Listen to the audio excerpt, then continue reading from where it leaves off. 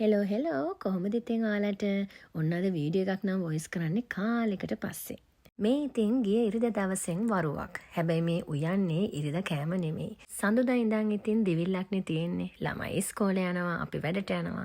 ඉතින් ඒ හින්දා ඒ සතියේ කලබලයක් නැතුව ගෙවා ගන්න හිමීට ජාති ටිකක් ලෑස්ති කර ගන්නවා.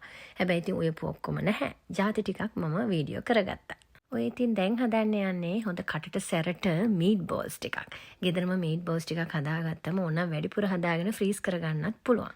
ඉතින් ඔය මින්ස් මම ගත්තේ බීෆ් මින්ස් කිලෝ එකක් ගත්තා. ඒකට බ්‍රෙඩ් ක්‍රම්ස් කප් දෙකක් දාලා බිත්තරත් දෙකක් කඩලා දැම්මා. ඊට පස්සේ ඉතින් චූටියටම කපාගත්තු ලූණුයි පාස්ලි කොළ ටිකකුයි පාස්ලි මන් ටිකක් වැඩිපුර දැම්මා මේ පාර.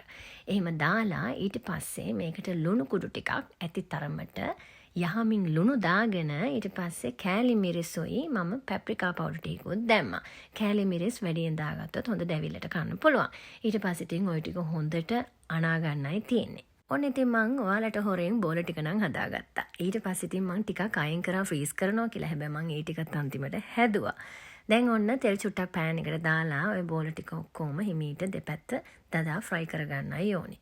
ඊට පස්සේ ඉතින් ওই මීට් බෝල්ස් ටික හොඳට ෆ්‍රයි වුණාට පස්සේ ටික අයින් කරලා ඒ තෙල් එකටම සුදු ලූණු චූටියට කපාගෙන ඒකයි ලූණු චූටියට කපාගෙන ලූණුත් දාලා ඊට පස්සේ මම චෙරි ටොමැටෝ ටිකකුත් පොඩියට කපාගෙන දැම්මා.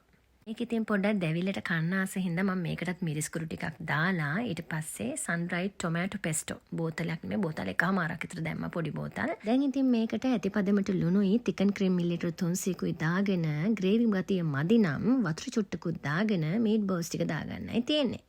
දැන් ඉතින් මේක පොඩ්ඩක් ලස්සන කරන්න පාස්ලි කොළ චුට්ටකුත් උඩින් දාගෙන ඊළඟ වැඩේට යමු. ඉතින් දැන් නම් හදන්නේ ලේසියෙන්ම හදන්න පුළුවන් අර බක් චෝයි කොළ ටිකක් ගෙනල්ලා නිකන් ස්ටර් ෆ්‍රයි කරලා ගන්නයි යන්නේ. හොඳට සුදු ලුණු ටිකකුයි ලුණු ටිකකුයි කපාගෙන තෙල් චුට්ටක් දාලා ඒක පොඩ්ඩක් හොඳට බැදීගෙන එද්දී ඊට පස්සේ මම මේකට ලුණු, සෝයි සෝස්, කෑලි මිරිස් ඊට පස්සේ චයිනීස් කුකින් වයින් ටිකකුත් දාලා ඔයිස්ටර් සෝස් ටිකකුත් දැම්මා. මේක නිකන් ඉතින් කංකුන් තෙල් දානවා වගේ. හැබැයි ඉතින් පොඩි චයිනීස් ගතියක් එනවනේ චයිනීස් කුකින් වයින් දාන හින්දා.